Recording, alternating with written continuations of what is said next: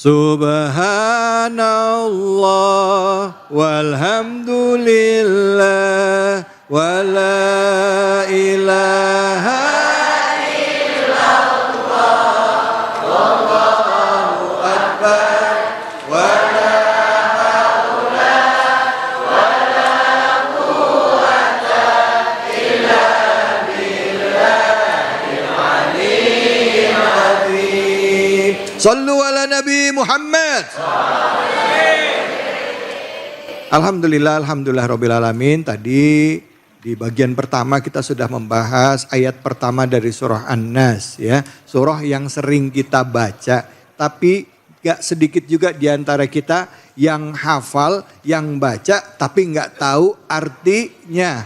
Jangankan artinya, apalagi maknanya.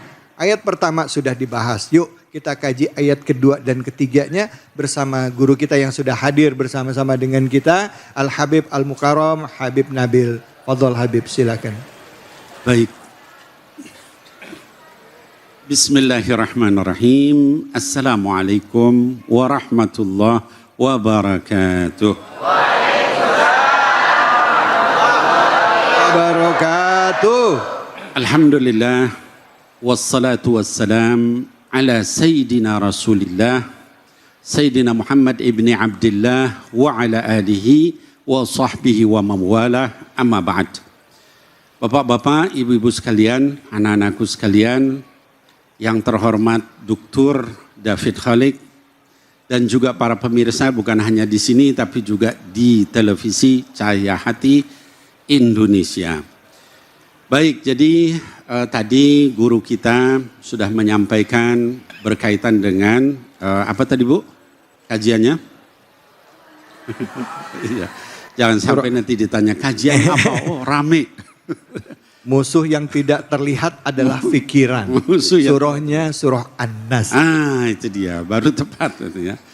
Baik, jadi saya melanjutkan. Namun sebelum saya bahas ayat 2 dan 3 surah An-Nas, kita perlu tadi bahasanya Dr. David berkenalan dulu. Apa itu surah An-Nas? Apa keutamaannya surah An-Nas? Surah An-Nas ini Bapak Ibu sekalian adalah surah sebagian ulama atau jumhur ulama, jumhur mufassir itu menyatakan dia adalah surah Makkiyah. Artinya dia turun di periode Mekah. Tapi ada sebagian yang menyatakan dia Madaniyah. Ada sebagian lagi juga yang menyatakan dia turun 2 kali. Makkiyah maupun Madaniyah. Terlepas dari itu, apa sih keutamaannya? Pertama, kalau kita lihat Quran itu surat yang pertama kalau kita baca mushaf Quran, surah apa Bu? Setelah Al-Fatihah baru Al-Baqarah kan dan seterusnya. Yang terakhir surah apa? An-Nas. Jadi awal Quran kita buka yang kita baca surah Fatihah. Akhir dari Quran yang kita baca adalah surah An-Nas. Dua-duanya surah yang luar biasa. Ya. Apa keluar biasaannya? Dua-duanya, yang pertama adalah dua-duanya merupakan perlindungan. Pada surah Al-Fatihah kita katakan apa? Ihdina siratal mustaqim, siratal ladzina an'amta alaihim dan seterusnya. Itu kan? Minta kepada Allah perlindungan dari orang-orang yang maghdubi alaihim waladdallin. Di surah An-Nas itu juga kita minta perlindungan. Dari apa? Tadi Kiai bilang dari sifat was-was gitu ya. Ini menunjukkan dua surah ini luar biasa. Ada lagi keutamaannya ya. Sama dengan Fatihah, dua-duanya memiliki 3 sifat Allah yang paling utama ya. Pertama adalah Allah sebagai Rabb. Ya, Rabb itu dari kata Rabba ya, yang artinya apa? Membimbing ya, mengayomi gitu ya. Kemudian juga yang kaitan dengan melindungi itu Rabb gitu ya. Memberikan hidayah itu Rabb. Di surah Al-Fatihah dikatakan alhamdulillahi rabbil alamin ya.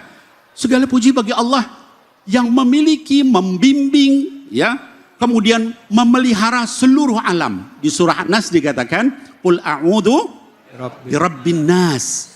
kami ya Allah, wahai Muhammad, katakan saya berlindung dari Rabbnya manusia. Ya, sama-sama ada sifat Rabb di situ. Minta perlindungan kepada Rabb. Ya, yang kedua, ya di surah Al-Fatihah ayat yang keempat dikatakan Maliki atau Maliki Yaumiddin. Di surah An-Nas dikatakan Malikin Nas. Sama kan? Ya. Artinya apa? Allah itu adalah raja yang menguasai kita. Semuanya tunduk di hadapan Allah. Nah, di surah Al-Fatihah begitu, di surah An-Nas juga Malikin Nas. Allah itu adalah penguasa, raja bagi kita, ya. Nah, Bib, tapi kenapa di surah Al-Fatihah itu Maliki Yaumiddinnya panjang? Maliki Yaumiddin. Surah An-Nas Malikin Nas. Kalau Malik artinya pemilik, biasanya benda mati, maka dikatakan Maliki Yaumiddin. Itu adalah bukan sesuatu yang hidup, ya. Tapi Malik dalam bentuk pendek itu raja dari sesuatu yang hidup, maka dikatakan Malikin Nas, ya. Yang ketiga, sifat Allah yang ada di kedua surat itu apa? Yaitu ilah.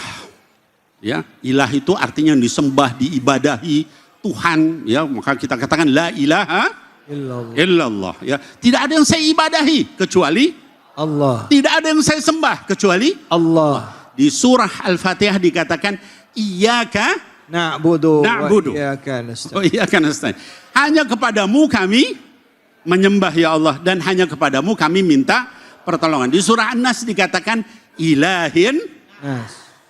Itu keutamaan dua surah ini, sehingga satu di awal, satu di akhir, semuanya membuka ini, menutup ini, minta perlindungan kepada Allah, dan memiliki tiga sifat itu.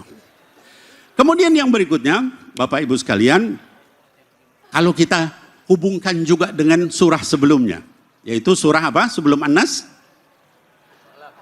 Al-Falaq. Iya. Jangan lupa ya, Bu. Ya. Itu kan surah-surah pendek ya, Pak. Ya. Surah Al-Falaq. Apa hubungannya An-Nas dengan Al-Falaq? Ya. Dua-duanya sama-sama meminta perlindungan. Maka disebut Al-Mu'awwidatan. Dua surat permohonan perlindungan kepada Allah. Baik. Nah, lalu apa bedanya? Nanti insya Allah Dr. David kita lanjutin lagi. Waktunya habis, Bu, nanti lanjut lagi. Baik, Habib. Terima kasih banyak, Habib. Sama-sama. Bu, kalau ngebahas ini sama Habib, ini nggak bisa sebentar. Tapi nanti mohon izin dilanjutkan lagi ya, Habib. Ya. Nggak apa-apa ya. Baik, silakan ibu-ibu yang mau bertanya, boleh silakan angkat tangannya sehubungan dengan tema kita. Ya, wow, banyak banget. Silakan Ibu, silakan. Ya.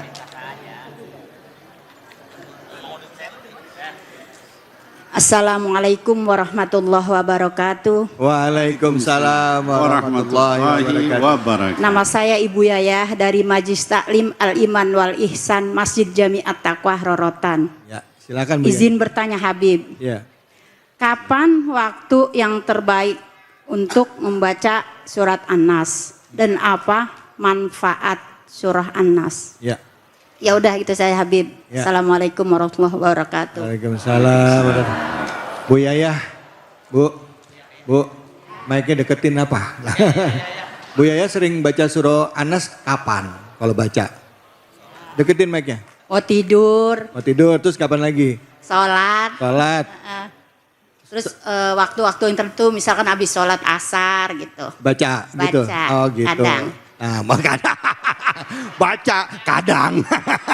Belakangnya pakai kadang. Silakan Habib, ini kebiasaannya beliau. Mungkin tadi pertanyaannya ada dua ya. Apa kaza dan juga kapan waktu yang tepat untuk membaca surah An-Nas? Silakan. Ya, baik. Baik, bismillahirrahmanirrahim. Rabbi syrah li sadri wa yassir li amri wahlul 'uqdatan min lisani yafqahu qawli. Baik, Bapak Ibu sekalian, terutama Ibu Yayah yang bertanya dan juga mungkin semuanya yang lain yang juga ingin tahu kapan waktu terbaik membaca Al-Mu'awwidatan, bahkan surah An-Nas saja misalnya, atau dengan surah Al-Falaq atau dengan Al-Ikhlas. Yang pertama kalau kita lihat dalil, kalau ditanyakan kapan saja bagus. Itu ya Pak, kapan saja kita sempat bagus. Lalu mana yang paling afdol? Ya, yang paling afdol usahain nih Bapak Ibu jangan ditinggal nih waktu-waktu ini. Karena ini Nabi Muhammad sallallahu alaihi wasallam membacanya di waktu-waktu ini. Pertama adalah sabahan wa masaan. Ya, pagi dan sore. Biasanya ba'da subuh dan juga ba'da asar. Itu waktu terbaik baca itu. Ya. Al-Ikhlas, Falak, An-Nas. Nggak bisa Falak An-Nas saja, nggak bisa An-Nas saja, silahkan. Yang penting ba'da subuh, ba'da asar. Itu ya, sobahan wa masaan. Yang kedua, benar tadi Ibu Yaya. Ya, setiap ba'da sholat fardu. Itu ya. Bib, memang kalau baca begitu apa sih itunya, fadilahnya, keutamaannya? Orang yang membaca al-mu'awwidatan, apalagi ditambah al-ikhlas, itu nggak bisa diganggu sama setan. Ya. Jadi Bapak Ibu sekalian, yang merasa ada was-was, yang merasa ada bisikan-bisikan, yang merasa lagi disihir, yang merasa lagi kesurupan jin dan sebagainya, baca di antaranya surah itu. Bagus ditambah ayat kursi. Al-Fatihah, ayat kursi, Al-Ikhlas, Al-Falaq, An-Nas. Ya. Kalaupun tidak, Al-Mu'awwidatan tadi. Jadi ba'da sholat apa Bu? Fardu. Itu yang kedua. Yang ketiga, kata para ulama adalah pada saat kita merasakan ada gangguan. Ini kayaknya, kalau bahasanya Ustadz David tadi, ada bisikan-bisikan yang kayaknya nyuruh saya bunuh diri. Baca. Ya. Ya, alladzi yuwaswisu fi sudurin nas, dari dalam lubuk hati kecil. Tapi nyuruh nggak benar. Atau nyuruh bunuh orang lain. Ada nggak begitu? Ada. Ada. Kemarin ada anak yang bunuh orang tuanya. Malam-malam. Ditanya kenapa? Kayak ada bisikan yang nyuruh nusuk. Bapaknya meninggal. Ya.